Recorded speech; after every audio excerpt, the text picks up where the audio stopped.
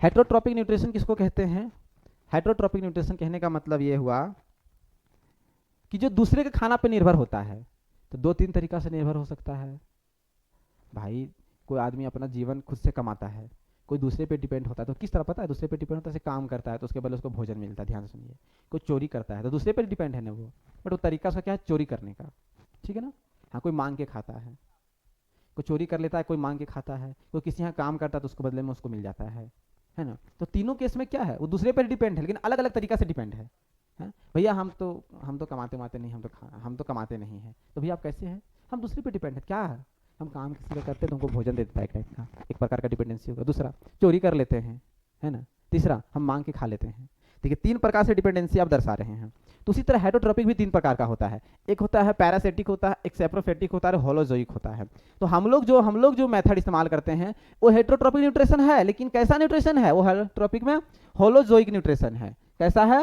Holozoic nutrition है। Sir इसमें क्या होता है? पहले सुनिए इसमें क्या होता है होलोजोइक में, ठीक है ना। पहले पैरासिटिक देख लीजिए, सेप्रोफेटिक देख लीजिए। पैरासिटिक में क्या होता है? वो क्या करता है? दूसरे प्लांट पे निर्भर होता है। दूसरे प्लांट पे क्या होता है? वो निर्भर होता है, उसका उस पर बैठ जाएगा और न्यूट्रिएंट को ले लेगा, है ना। जैसे कसकूटा, है ना, अमर बेल प्लांट में आप लोग देखे होंगे कि पीला पीला धागा जैसा पूरा, कभी कभी जंगल वाला पौधा में पीला पीला धागा जैसा पूरा उसमें रहता है, उसका जड़ कहीं कनेक्ट नहीं रहता है, वो येलो कलर का रहता है। उसमें क्लोरोफिल का क्या होता है? कमी होता है, जिसको कसकूटा कहते हैं, अमर बेल कहते हैं, ठीक है ना। ठीक है, अब वो जिस प्लांट पर बैठ जाता है उसको होस्ट कहते हैं। पहले बात समझिए, होस्ट। पैरासाइट क्या है ना। पैरासिटिक न्यूट्रिशन कौन लेता है? पैरासाइट जीव, जो दूसरे जीव पर क्या करता है? बैठ जाता है। जैसे सिंपल नहीं समय जो होता है, जू होता है, वो हमारे खोपड़ी में बैठ गया और हमारा खून चूस रहा है, पैरासाइट हो गया, सिंपल, ठीक है ना। दूसरा क्या है? Saprophytic nutrition, organism feed on decaying और मैटर, जैसे फंगस।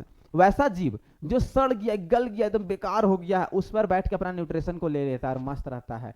फंगस, फफूंद, है ना। और हम लोग खाते हैं फफूंद को, खाते हैं, मशरूम नहीं खाते हैं, फंगस ही है ना। क्या है वो? फंगस, ठीक है, ठीक है ना। फंगी या तो फिर फंगस बोले, ठीक है ना। एग्जाम्पल में अगर लिख लें तो मशरूम,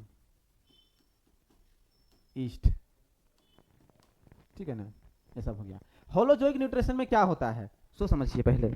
होलोजोइक न्यूट्रिशन किसको कहते हैं? है ना, वैसा न्यूट्रिशन जिसमें जीव या तो लिविंग ऑर्गेनिज्म खाना को अपने अंदर समाहित कर लेता है पूर्ण रूप से।